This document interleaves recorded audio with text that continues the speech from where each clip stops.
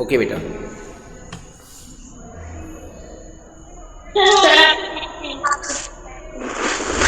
Left में आते तो पूरे बच्चे बोलने लगते sir left over sir left over sir left over. ये सब पता नो रहता है फिर प्रॉब्लम, भी। No problem. ये you can see in this chapter. हाँ, अब आप लोग शांत हो जाएंगे बेटा, ठीक है, ठीक है। आप देखेंगे इन्हें अभी बोला ना कि लेफ्ट होने लगते सर, वो भी बोलने लगते हैं। From time to time they warm their hands and feet with the blaze from. Sir आपकी वॉइस तो आ नहीं रही। Not audible. Okay. Then start From करेंगे। time to time, they warm their hands and feet with the blaze from some bits of the mill, while behind them lay a pile of broken pieces. तो इन्होंने देखा कि अभी भी वो उसी मिल के टुकड़े से उसको जला करके अपने हाथ पैरों को गर्म कर रहे हैं, और कुछ ऐसे टुकड़े थे जो उनके पीछे टूटे हुए रखे हुए थे, ठीक है। उनके ही मिल और मोटर का इस्तेमाल कर रहे थे, वो अपने शरीर को गर्म करने के लिए उसको जला रखा था उन्होंने। The good old man humbly asked for the ashes. अब ये जो विनम्र जो ये पड़ोसी थे, जो ये कपल हैं, ये दोनों ने बहुत ही विनम्रता से उनसे कहा कि आप मुझे इसकी राख दे दीजिए, ठीक है। दो the covetous couple turned up their noses at him and scolded him। और यद्यपि ये जो लालची कपल था, जो इनका पड़ोसी था, ये इनकी तरफ अपनी मुड़ा। देयर नोजेस एट हिम का मतलब इनकी तरफ उसने देखा, एंड स्कोल्डेड हिम, और इनको डांट फटकार दिया कि यहाँ पर क्यों आए हो, क्यों ऐसे लेने के लिए आए हो, क्या काम है, क्या करोगे। As if he were a thief, ऐसे लग रहा था जैसे कि ये कोई चोर थे जो चोरी करने आए थे, इस तरह से इन्होंने उनको डांट दिया। They let him fill his basket with the ashes. और इतना डांटने के बाद फिर इन्होंने उनका अपना जो बास्केट है वो एसेस से भरने के लिए अनुमति दे दिया कि ठीक है, ले लो, राख ही ले जा रहे हो, कोई बात नहीं, ले जाओ, okay. Turn up their noses का मतलब था ट्रीटेड हिम विद कंटेम्प्ट, घृणा से, बहुत ही हेट से किसी के साथ व्यवहार करना, वहाँ पर यूज होता है टर्न अप देयर नोजेस, ठीक है। तो फिलहाल तो एस को भरने के लिए दे दिया कि ले जाओ, ले जा सकते हो। On coming home the old man took his wife into the garden. और जब वो घर आ रहा था, वो जो कपल है आ रहा था, तो उसने क्या किया कि अपने उस पत्नी को उस गार्डन में ले गया। इन बीइंग विंटर, चूँकि यह बीइंग विंटर, जो कि ये सर्दी का समय था, ठंड का मौसम था। Their favourite cherry tree was bare. वहाँ देखा कि जो चेरी का पेड़ है ये बिल्कुल खुला था, कोई भी नहीं था वहाँ पर, और वो बिल्कुल खुला था, ओपन में था। He sprinkled pinch of ashes on it. और उन्होंने देखा कि यहाँ पर कोई नहीं, तो तुरंत उन्होंने क्या किया, चेरी के पेड़ पर थोड़ी सी राख उन्होंने उस पर डाल दिया, ओके। एंड लो, क्या हुआ, आश्चर्यजनक कुछ घटना होती है। It sprouted blossoms until it become a cloud of pink blossom which perfumed the air। जो ही उन्होंने उस राख को उस चेरी के पेड़ पर डाला तो तुरंत स्प्राउटेड ब्लॉसम्स का मतलब तुरंत उस पर नए नए फूल खिल गए। until it become a cloud of pink blossom। अब जब तक इस पर पिंक कलर के, गुलाबी कलर के, जब तक इस पर फूल नहीं खिल गए, मतलब ढेर सारे, उनका पूरा एक बादलों जैसा खिल गया, ढेर सारा फूल उस पर खिल गया। विच परफ्यूम द एयर, जो पूरे हवा को वहाँ पर महका दिया, यानी ढेर सारे फूल खिल गए जैसे फूलों के बादल हों, इस तरह से वहाँ पर फूल खिल गए और उन्होंने पूरे बादलों हवा को महका दिया। The news of this field the village. और ये पूरा का पूरा समाचार पूरे गाँव में फैल जाता है। And every one ran out to see the wonder. और सभी लोग गांव के इस आश्चर्य को देखने के लिए दौड़ पड़ते हैं। The covetous couple also heard the story. अब इस स्टोरी को वो जो कोवेटस कपल है उसने भी सुन लिया कि ऐसी कोई घटना हुई है। And gathering up the remaining ashes of the mill kept them to make withered trees blossom. अब उसके बाद जब उसको पता चल गया तो gathering up the remaining ashes of the mill, उसने सारे जो एस बची हुई थी, जो भी राख बची हुई थी, उस सबको उसने इकट्ठा कर लिया। Kept them to make wither tree blossom. और इसको लेकर के उसने सोचा कि अब हम जो ये मुरझाया हुआ पेड़ है हम इसके ऊपर डालेंगे और ये पूरी तरह से खिल जाएगा, ठीक है। The kind old man hearing that his lord, the daimyos, was to pass along the high road near the village. अब इसके बाद क्या हुआ? अब वो जो काइंड ओल्ड मैन है उसको ये पता चला कि उसके जो स्वामी हैं उस राज्य के या उस जिले के जो स्वामी हैं डायमियो जो कि जमींदार हैं, वाज टू पास, उनको इधर से गुजरना है, इधर का जो रोड है इस सड़क से उनको गुजरना है, गांव की जो सड़क है वहाँ से गुजरना है। ये जो पिक्चर है इसमें ये काइंड कपल है कि रूड कपल है? बेटा ये काइंड कपल है ना। हाँ, तो इन्होंने देखा कि इसी रोड से उनको गुजरना है, तो उन्होंने फिर क्या किया? सेट आउट टू हिम, तो उन्होंने क्या किया कि इधर से ही उनको गुजर करके जाना है। सेट आउट का मतलब इधर से उनको यात्रा करनी है, इधर से उनको जाना है। Taking his basket of ashes, तो उसने क्या किया कि वो जो बास्केट भर करके लाया था एसेज से वो यहाँ पर आ गया। As the train approach, train का मतलब ट्रेन नहीं है यहाँ पर, ट्रेन का मतलब रेलगाड़ी नहीं है, ट्रेन का मतलब होता है कारवां, काफिला। जो डायमोस हैं, जो जमींदार हैं, उनका जो कारवां निकलेगा, उनका जो काफिला, उनका जो ग्रुप निकलेगा, पूरा का पूरा एक काफिला होता है। जब कोई इतना बड़ा जमींदार निकलता है तो उसके साथ और सारे लोग होते हैं, उसको यहाँ पर ट्रेन बोला गया है। एज द ट्रेन अप्रोच, जो ही कारवां पास में आ गया तो उसने क्या किया, इस काइंड कपल ने क्या किया? He climbed up into an old withered cherry tree, तो ये चेरी के पेड़ पर, एक मुरझाए हुए चेरी के पेड़ पर ये चढ़ गया व्यक्ति। That stood by the way side, जो कि उस सड़क की एक तरफ वो पेड़ खड़ा था। Stood by the way side का मतलब रास्ते के एक तरफ वो पेड़ खड़ा था। देखिए यहाँ पर आपको लिख करके दिया गया है, ट्रेन का मतलब होता है प्रोसेसन, जुलूस, कारवां, ऐसा कह सकते हो। Now in the days of the daimyos, अब उस दिनों में जब जमींदारों का ज़माना था, in the days of the daimyos, जमींदारों का जो ज़माना था, इट वाज द कस्टम, ये एक प्रथा थी, ये एक सिस्टम था, ऐसा करना होता था। क्या करना होता था? When their lord pass by, जब उनके लॉर्ड या उनके स्वामी जब किसी रास्ते से गुजरते थे, for all the loyal people to set up their high windows, तो उनको क्या करना पड़ता था? अपनी पूरी की पूरी जो खिड़कियां हैं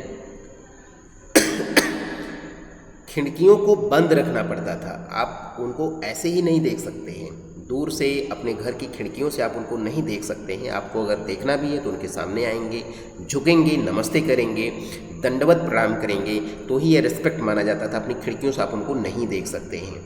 for all the loyal people to set up their high windows, they even pasted them fast with slip of papers, यहाँ तक कि इस सूचना को देने के लिए पेपर की स्लिप भी चिपका दी जाती थी जिसमें लिखा रहता था, so as not to commit the impertinence. Impertinence का मतलब होता है कोई अवज्ञा ना करे, कोई आज्ञा की अवहेलना ना करे। सर जी सर, इस स्टोरी से हमको ये मोरल मिलता है कि जो हम रिजल्ट ऑब्टेन करते हैं, मतलब जो हम पाते हैं ना अपने एक्शन से, तो वो अपने गुड और बैड वर्क पर डिपेंड करता है, और जो अपन ने पास्ट में किए होते हैं। जी बिल्कुल, आप इसकी मोरल को अब अच्छी तरह से समझ पा रहे हो।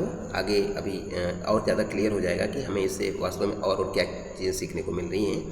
सो as not to commit the impertinence of looking down on his lordship, तो उनकी लॉर्डशिप को कोई अपमानित न करे, इसलिए पेपर्स पर भी लिख करके ये सूचना चिपका दी जाती थी। All the people along the road would fall upon their hands. अब देखिए, जो भी लोग रोड पर उनका स्वागत करते थे उनको क्या करना पड़ता था? फॉल अपॉन देयर हैंड्स, उनको अपना सिर, उनका अपना हाथ नीचे करके, एंड नीज, और घुटने पर झुकना पड़ता था, एंड रिमेन पोस्ट्रेट। पोस्ट्रेट का मतलब बिल्कुल दंडवत, जमीन को छू करके उनको नमस्ते करना पड़ता था। Remain prostrate until the procession pass by, जब तक वो प्रोसेसन नहीं गुजर जाता तब तक उनको घुटने और हाथ नीचे जमीन पर रख करके दंडवत रहना पड़ता था, झुका हुआ रहना पड़ता था।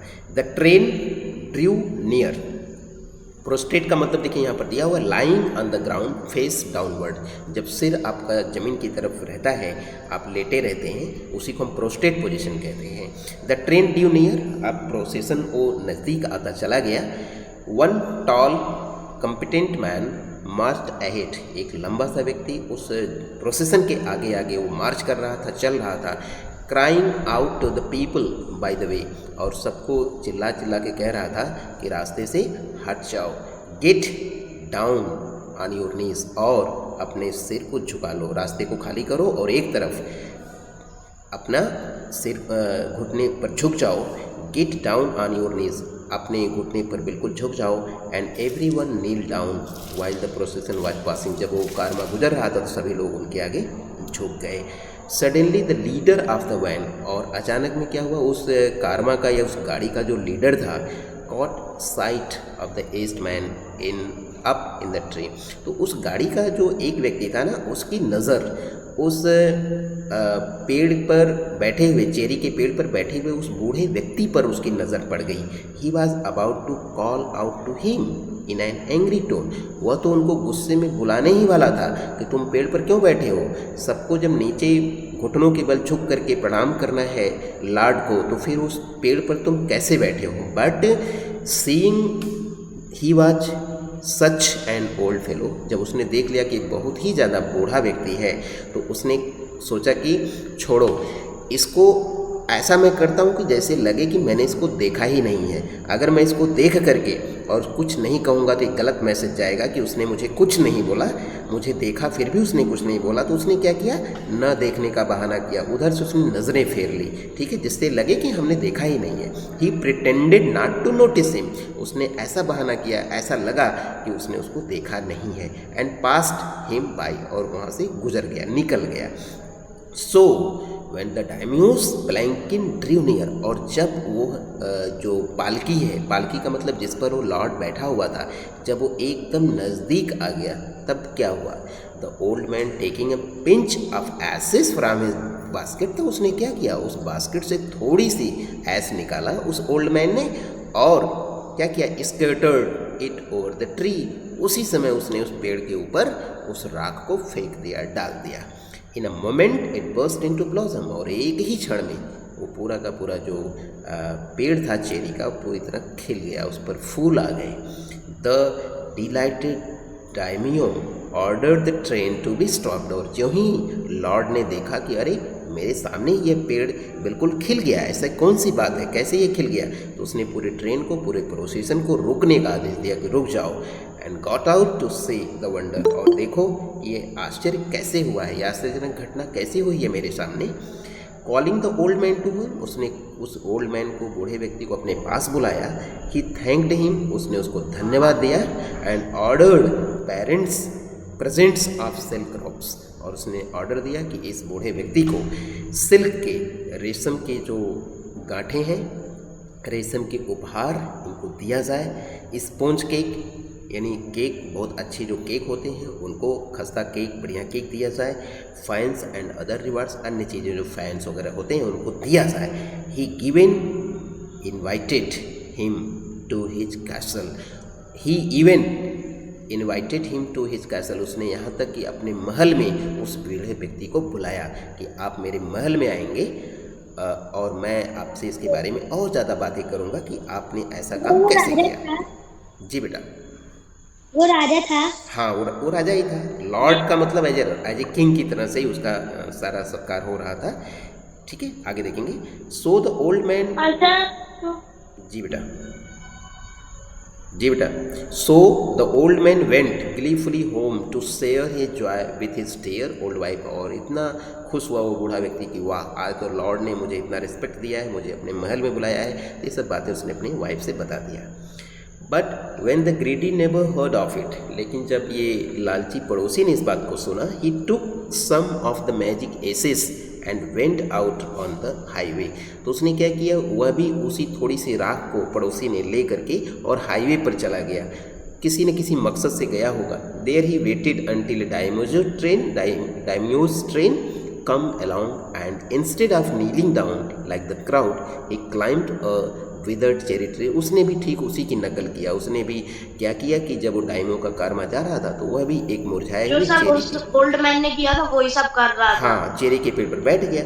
When the daimyo himself was almost directly under him, जब उसने देखा कि वो लगभग उसके पास में आ गया है डायमियो, तो क्या किया, he threw a handful of ashes over the tree, उसने पेड़ पर फेंक दिया वो एसेस। लेकिन क्या हुआ, which did not change a particle, उससे एक कण भी चेंज नहीं हुआ। particle का मतलब होता है एक कण, एक छोटा सा हिस्सा भी उस पेड़ का चेंज नहीं हुआ। The wind blew the fine dust in the noses and eyes of the daimyo and his wife। और इसका परिणाम उल्टा हुआ, वो जो राख है वो दाइमियों के आँख में, नाक में और उसकी पत्नी के नाक में और आँख में वो धूल चली गई। सच स्नीजिंग एंड चोकिंग, और उसके बाद वो छींकने लगे। उनके नाक में जब धूल जाती है आपको पता है कि फिर छींक आती है और चौक हो गई, जाम हो गई उनकी नाक। It spoiled all the pomps and dignity of the procession, और इससे पूरा का पूरा जो शानो शौकत थी, जो एक रुतबा था उस लॉर्ड का, और डिग्निटी जो उसकी गरिमा थी। पॉम का मतलब होता है सेखी, यानी जो उसका ऐसो आराम था, वो जो एक जो शान जो बनाई जाती है, वो सब चीज़ें बर्बाद हो गई। The man whose business is it was to cry, और उस व्यक्ति का जिसका एक काम था चिल्लाने का क्या काम था कि गेट डाउन ऑन योर नीज, कि भाई अपने घुटने पर झुक जाओ, नमस्कार करो, प्रणाम करो। Seized the old fool by the collar, उसने क्या किया, उसने देखा इस व्यक्ति को और जा करके उसका कॉलर पकड़ करके उसको खींच लिया। सीज्ड का मतलब होता है उसको बंदी बना लेना, पकड़ लेना, अपने कब्जे में कर लेना। कॉलर पकड़ करके उसको अपने कब्जे में कर लिया। Dragged him from the tree, और पेड़ से उसने खींच लिया उसको। एंड टम्बल्ड हिम, और उसको लुढ़काया, जैसे गेंद में हम पैर को मार करके उसको लुढ़काते हैं, ठीक है। And his ass basket into the ditch by the road के किनारे उसको जैसे फुटबॉल की तरह अपने पैरों से मार करके उसको फेंक दिया, उधर लुढ़का दिया। देन बीटिंग हिम साउंडली, और उसको बुरी तरह से मारा। Then beating him soundly he left him for dead, और उसको पीट करके उसको मरने के लिए उन्होंने छोड़ दिया। उसको बहुत पिटाई की और रोड के किनारे उसको फेंक देते हैं। दस the wicked old man died in the और जैसा हमने कुत्ते के साथ किया था वैसे ही उसके साथ हुआ। हाँ, तो अंत में क्या हुआ, इस प्रकार से उस दुष्ट बूढ़े व्यक्ति की मृत्यु हो जाती है, उस कीचड़ में जाकर के, मड में जाकर के उसकी मृत्यु हो जाती है। But the kind friend of the dog dwelt in peace and plenty, और वो व्यक्ति जो दयालु था, ये बेटा 1 मिनट में ये भी पूरा हो जाता है, तो वो शांति से धन धान्य में वो जाकर के अपना जीवन बिता रहा था। And both he and his wife lived into a green old age, अब वो बहुत ही खुशहाल बुढ़ापे का जीवन अब बिता रहे हैं, ठीक है। तो जिन लोगों ने उस कुत्ते को पाला था उसके लिए काइंड थे, उनको एक पुरस्कार मिलता है। सर अगर वो उन लोगों से जलता नहीं और ये सोचता है कि मैं भी और मेहनत करके बनता हूँ तो नहीं मरता, लेकिन उसने उनकी कॉपी करने की कोशिश की। जी बेटा, तो कुल मिला के इस लेसन का मोरल है कि हमें कभी लालच नहीं करना चाहिए। सर इस लेसन की मोरल, सर मेहनत करके और खुद को और बड़ा बनाने की सोचनी चाहिए और सक्सेसफुल। कि we should not be greedy. The moral of this story is that the result obtained of any action depend on our good or bad work, yes which were done by us in the past. बेटा, yes। तो हमें greediness नहीं होना चाहिए, बिल्कुल भी हमें किसी को देख करके अंधा बन करके हमें उसका फॉलो नहीं करना चाहिए, उसमें हमें अपना एफर्ट लगाना चाहिए। जी बेटा, हमारे साथ जो भी होता है ना वो हमारे अच्छे और बुरे कर्मों के आधार पर होता है, बिल्कुल। Thank you class, thank you बेटा, थैंक यू।